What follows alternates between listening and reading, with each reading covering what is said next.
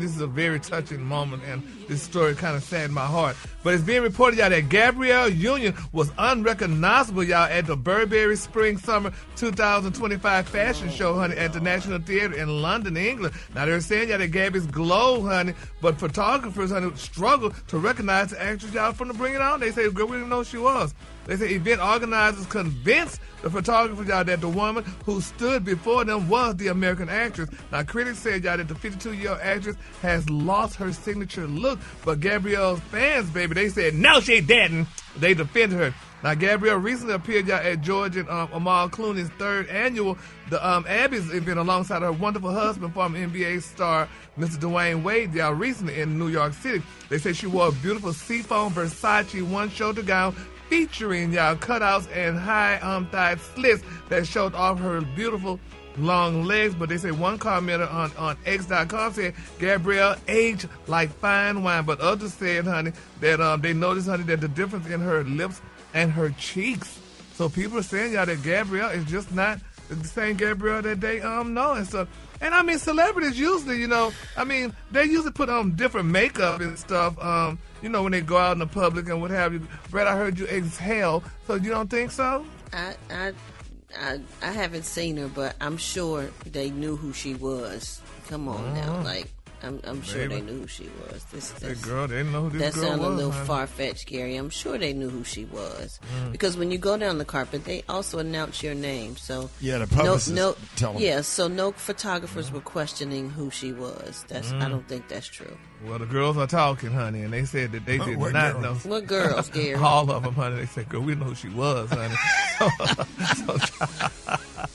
So that's why they talking. But anyway, we love Gabrielle Union. I love her. I love all the movies that she's been in. And I love her. You said, oh, we love her. We love her. What a messy, ain't that bad? Well, speaking of love, honey, Beyonce's back, y'all. Now, they're saying that Beyonce insists, honey, that her Act 2 Cowboy Carter album is not a country music album. So they say, why is she competing, honey, in the country music category at the Grammy Awards? Now, they say, as you all know, that Beyonce is desperate, honey, for that the one Grammy Award that has eluded her for decades. They say she won 32 Grammys, making her the most awarded artist in Grammy history. Now, they say she has only one major award win at the Grammys, Song of the Year for Single Ladies, and they said her awards include, y'all, 21 Grammys in R&B and 3 in that rap category. But Cowboy Carter is expected to earn a nomination for Album of the Year at the 2025 Grammy Awards in Los Angeles in February. But they're saying it's doubtful that she will win, honey, since she has already said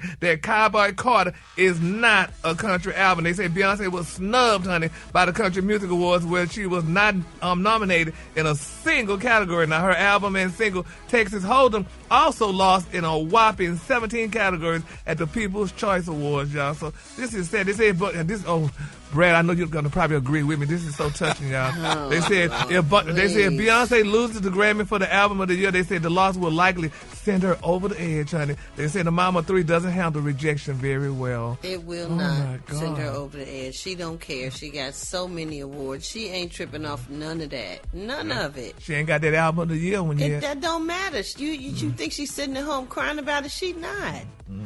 She is happy at home with her husband and her children and her family. You think so? Yeah, I do think so. I know so. Oh, okay. Well, hopefully and prayerfully, y'all, that she gets this, honey. And in my final story, y'all, let's continue to pray, y'all, for the John Amos family, y'all. I don't know if y'all heard the shocking news, but actor John Amos, from Good Times, his daughter said that she learned about his death through social media like all of us. They say Miss Shannon Amos, she paid tribute to her late father in the video, honey, on Instagram. She showed them two dancing the Luther Vandross song, Dance With My Father, y'all. And she captioned, she said, without words, our family has received the heartbreaking news of my dad, John Allen Amos Jr., and he transitioned, y'all, on August the 21st, y'all. And she said it was very devastating, about it. And she said that, they're talking about the actor's children because, she and her brother allegedly weren't getting along, but they're saying that the actor's children disagreed over his medical care and accused each other of elder abuse, promoting our investigation, y'all, by the authorities. Now, the cases were eventually closed due to a lack of evidence, y'all. So let's continue to pray, y'all,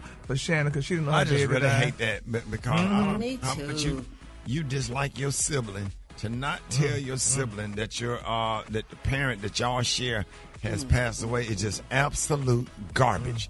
And that and I seen a lot of stuff in death and with family and relatives and all of that stuff.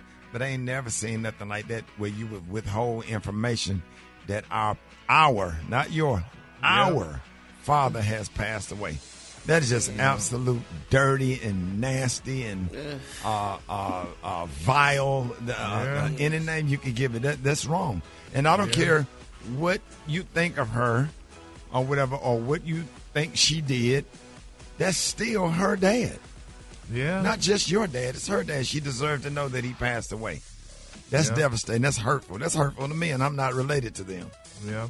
So the brother kept it to himself. He had, I guess, like a private funeral and stuff. But nevertheless, at least she's speaking out about it, and and she's still soliciting prayers. Insult for the family, to the injury. I talk about that in my book.